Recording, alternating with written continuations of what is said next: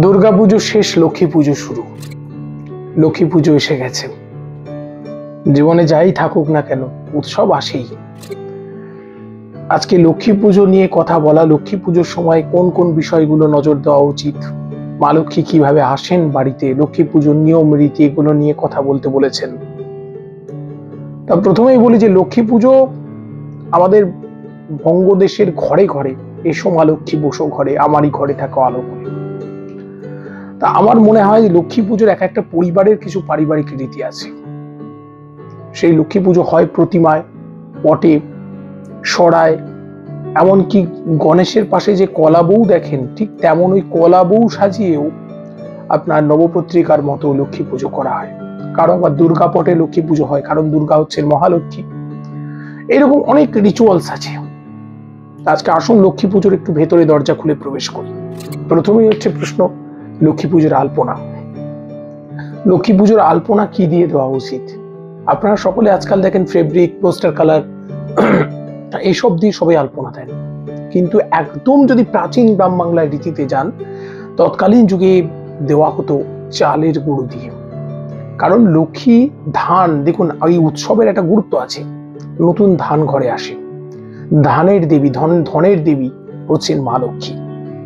সেই সময় চাষবাসে পরিপূর্ণ বাংলা, সুজলা সুফলা শস্য শ্যামলা বাংলা। চালের গুঁড়ো দিয়ে আলপনা দেওয়া হতো, ভাবতে পারেন সেই যুগটা।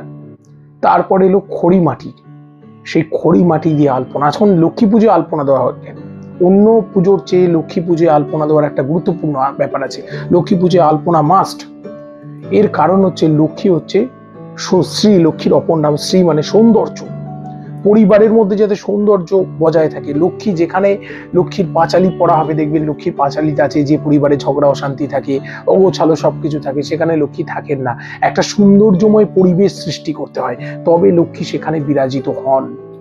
সবকিছু পরিপাটি করুন, পরিবারের মধ্যে সৌন্দর্য বোধ শুধু একদিন নয়, এই আলপনার মতো সুন্দর হোক আপনার পরিবারের সবকিছু, ওই জন্য আলপনা দেওয়া হয়।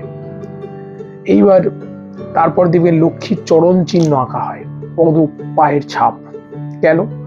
এসো মা লক্ষ্মী বসো ঘরে, আমারই ঘরে থাকো আলো করে। এখন জোড়ায় জোড়ায় পায়ের ছাপ, মানে আমার মনে হয় লক্ষ্মী ব্যাঙের মতো থপথপ করে চলেন কিনা, ছোটবেলায় এগুলো ভাবতাম। ধানের শীষ আঁকা হতো, ইত্যাদি ইত্যাদি। এইবার অন্যান্য পুজোয় পুরোহিতদের যতটা অধিকার, লক্ষ্মী পুজোয় কিন্তু বাড়ির মেয়েদের, মায়েদের অধিকার সর্বত্র, তাই না? পুরোহিত বিহীন লক্ষ্মী পুজো হয়, এটা লোকাচার ভিত্তিক। এখন কথা হচ্ছে লক্ষ্মী পুজোয়, এইবার আসি লক্ষ্মী পুজোর আচারে। লক্ষ্মী পুজোর অনেক আচার। কেউ ধানের মধ্যে ধান্য লক্ষ্মী পুজো করেন, কড়িতে লক্ষ্মী পুজো করেন, কারণ একটা সময় কড়ি ছিল ধনের প্রতীক, বিনিময় প্রথা হতো কড়ির মাধ্যমে। আবার কেউ কেউ দেখা যায় যে কড়ির সঙ্গে সঙ্গে ধান, প্রতিমা, বিগ্রহ, সরায় লক্ষ্মী পুজো হয়। সরা মানে পটচিত্র, পটশিল্প, তার মধ্যে লক্ষ্মী। ওই পটের মধ্যে আবার অনেকগুলো ভাগ আছে, পটের মধ্যে লক্ষ্মী নারায়ণ আছে, এইরকম পটে পুজো হয়। কারো শুধু সরাই লক্ষ্মীর পুজো, আবার কারো দুর্গা পট।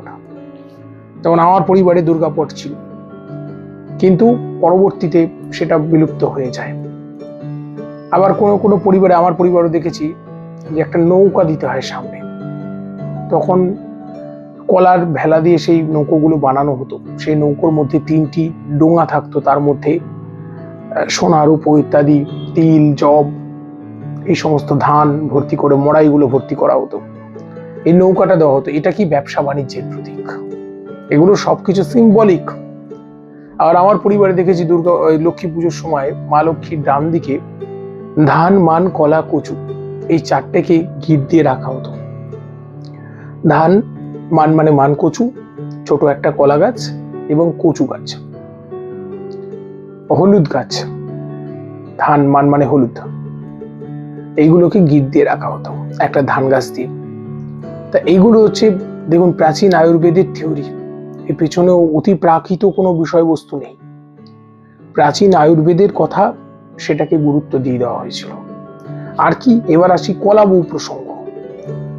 গণেশের পাশে যে কলাবউ থাকে, সে যে কলাবউ নয়, আপনারা গণেশের বউ নয় সেটা শুনেছেন। নবপত্রিকা দেবী দুর্গার আর এক রূপ, 9টি রূপের সমাহার।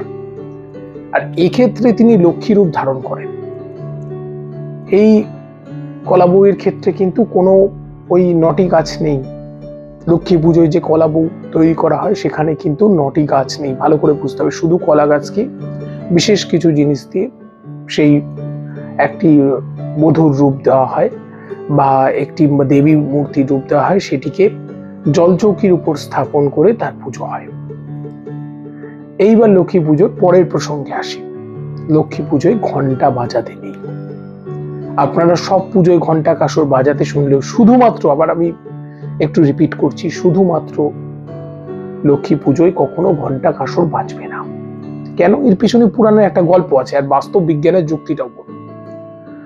এর পিছনে মূল কারণ হচ্ছে ঘণ্টাকর্ণ নামে এক অসুর ছিল, যার কানগুলো ঘন্টার মতো ছিল। অপরপক্ষে এক জায়গায় বলছেন তার কানের সামনে দুটো ঘন্টা ঝুলতো, যাতে তার কর্ণকুহরে হরিনাম প্রবেশ করতে না পারে, বিষ্ণুর নাম প্রবেশ করতে না পারে। এমন করতে করতে সেই ঘণ্টাকর্ণ একবার মা লক্ষ্মীকে অত্যন্ত লাঞ্ছিত করার চেষ্টা করেছিলেন। এই ঘণ্টাকর্ণের পুজো আমরা করি কখন বলুন তো? ঘেঁটু পুজো। ঘেঁটু ঘেঁটু ঘোষপাড়া, খোশ প্যাচরার অপদেবতা। তাই ঘণ্টাকর্ণ তার ওই ঘন্টা দেখলেই নাকি দেবীর সেই ঘণ্টাকর্ণের কথা মনে পড়ে যায়, তিনি কোপ প্রকাশ করেন। এই জন্য ঘন্টা বাজানো হয় না। আর অপরদিকে আসল যে দর্শনের থিওরি, সেটা হচ্ছে লক্ষ্মী পুজোকে আমরা কি চাই? শান্তি সৌরভিত হয়ে থাকুক। এবং লক্ষ্মী পুজো তাই ভক্তি অন্তরে, পরিবারের সকলে অন্তরে। এখানে কোনো আওয়াজ, চেঁচামেচি, অযথা কোলাহল করা ঠিক নয়।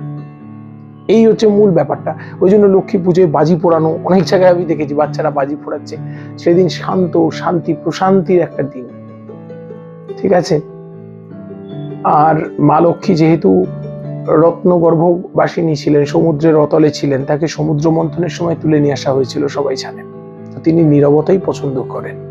সমুদ্রের তলদেশ কি ছিল? নীরব ছিল না? আচ্ছা, এর পরের প্রশ্ন আসি। লক্ষ্মী দেবী মহাভাগে বিশ্বরূপস্য ভার্যা শ্রীপদ্মে পদ্মালয়ে শুভে সর্বত পাহি মাম দেবী মহালক্ষ্মী নমস্তুতে। এই যে তার মন্ত্র। লক্ষ্মী পুজোয় আমাকে বলছেন নাড়ু, গুড়, নারকেল। একটি হচ্ছে, দেখুন, গুড় হচ্ছে মিষ্টি, নারকেল হচ্ছে উপাদেয়।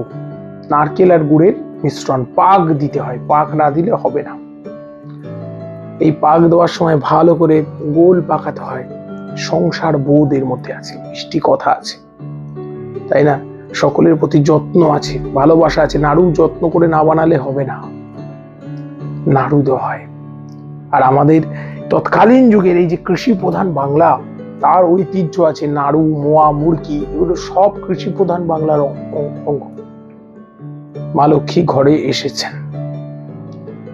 এখন লক্ষ্মী পুজোর দিন রিচুয়ালস, কিছু কিছু রিচুয়ালস আছে। লক্ষ্মী পুজো ইলিশ মাছ, এইটা প্রসঙ্গটা এড়িয়ে গেলে হবে না। মা লক্ষ্মী সদবা, কারণ তৎকালীন যুগে বিধবাদের প্রতি যে অত্যাচার হয়েছিল, বিধবাদের প্রতি যে নিয়মগুলো বলবৎ করা হয়েছিল, যে কোনো বিধবারা আমিষ ভক্ষণ করতে পারবে না, এর বিপরীতে মা লক্ষ্মী যেহেতু সদবা, অনেক বাড়িতে প্রথা আছে লক্ষ্মী পুজোয় মাকে ইলিশ দেওয়া হয়। আমি জানি না যে যিনি বিষ্ণুর প্রসাদ ভক্ষণ করেন, বিষ্ণু নিরামিষ ভোজি, এবং নিরামিষ ভোজি শব্দটা বললে হবে না, সাত্বিক আহার সম্পন্ন, সাত্বিক গুণ সম্পন্ন, তার প্রসাদ মহালক্ষ্মী গ্রহণ করেন। কিন্তু তাকেও বাঙালি নিজের মতো করে ইলিশ মাছের ভোগ দিয়ে দেয়, প্রসাদ খাইয়ে দেয় লক্ষ্মী। এখন কথা হচ্ছে, অন্যান্য পুজোর ক্ষেত্রে অনেক বিধিনিষেধ থাকলেও লক্ষ্মী পুজো কিন্তু অনেক সরস, অনেক সরল, একদম গ্রামের ঘরে ঘরে মায়েরা নিজেদের মতো করে করেন। এখন প্রশ্ন হচ্ছে, আপনি কি করবেন না? এতক্ষণ ধরে এই পুজোর হিস্ট্রিটা বললাম, আপনি কি করবেন না? প্রথমে বলি, লক্ষ্মী পুজোর দিন দেখুন, কখনো ঝগড়াঝাটি করবেন না। যেখানে কলহ চলে সেথায় লক্ষ্মী নাহি রয়, প্রবাদ আছে, লক্ষ্মীর পাঁচালিতে আছে। দ্বিতীয় হচ্ছে, লক্ষ্মী পুজোর দিন সন্ধ্যাকালে কেউ ঘুমোবেন না। বারবার করে বলছে, হ্যাঁ, অসুস্থ ব্যক্তি, বাদ দিচ্ছি সন্তানবতী মা, গর্ভবতী নারী, এরা সব সময় অতিবৃদ্ধ, এরা সব সময় হিসেবের বাইরে থাকে। এখন কথা হচ্ছে যে, প্রত্যেকে বলবো যে, যারা দেখছেন স্বস্তি বার্তা, দেখেন কখনোই এই ভুলটা করবেন না সন্ধ্যেবেলা।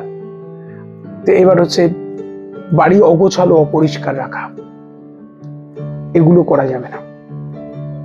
এগুলো আমি প্রত্যেককে বলবো, আমার কথাগুলো যারা শুনছেন শুনবেন, কখনোই এগুলো করবেন না। আর লক্ষ্মী পুজোর দিন অপচয় করবেন না, কাউকে ধার দেবেন না, এগুলো বলবো, অর্থের অপচয় করবেন না। এগুলো করলে মনে হয় মা লক্ষ্মী আমাদের উপর কৃপা বর্ষণ করবেন। আর প্রত্যেকে মানসিকভাবে সুস্থ হয়ে আসুন, মনে মনে মাকে ডাকি। আর অতিরিক্ত লোভ, কোজাগরি শব্দের অর্থ আছে কে জেগে আছো। আমি অর্থের অভাবটা দেখেছি, আমি যে পরিবারে বড় হয়েছি না, প্রচন্ড অর্থের অভাব। ঠাকুমার কাছে শুনেছিলাম যে মাঝরাতে নাকি একটা প্রদীপ জ্বালিয়ে রাখতে হয়, জাগ প্রদীপ। আর সেই জাগ প্রদীপ যা সারা রাত জ্বলবে। আমি শুনেছিলাম যে মা লক্ষ্মী নাকি রাত্রিবেলা এসে খোঁজ নেন কে জেগে আছে, আর যে জেগে থাকে তাকে ধন সম্পদ দিয়ে যান। যেমন করে শিবরাত্রি জাগরণ করতে হয়, তা আমি সারা রাত জেগে থাকতাম আর বারবার উঠে উঠে দেখতাম মা লক্ষ্মী এসছেন কিনা, আর সকালবেলা হতাশ হয়ে যেতাম। হয়তো মা লক্ষ্মী কৃপা করেছেন। তাই এইরকম প্রত্যেকে বলবো যে প্রত্যেকে সেই দিনটা কিন্তু সতর্কতার দিন। কেউ লোভ করবে না, টাকা দাও পয়সা দাও না, আমার সন্তান যেন থাকে দুধে ভাতে। ছোট প্রার্থনা হোক, তাই না? আমরা তিনি যেমন চান তেমন হয়ে উঠি, এটাই মুখ্য। দেখা হচ্ছে পরবর্তী পর্বে। সকলে ভালো থাকবেন, খুব ভালো থাকবেন। লক্ষ্মী পুজোর নাড়ুর মতো মিষ্টি শুভেচ্ছা রইল, স্নেহ রইল। ভালো থাকবেন, নমস্কার।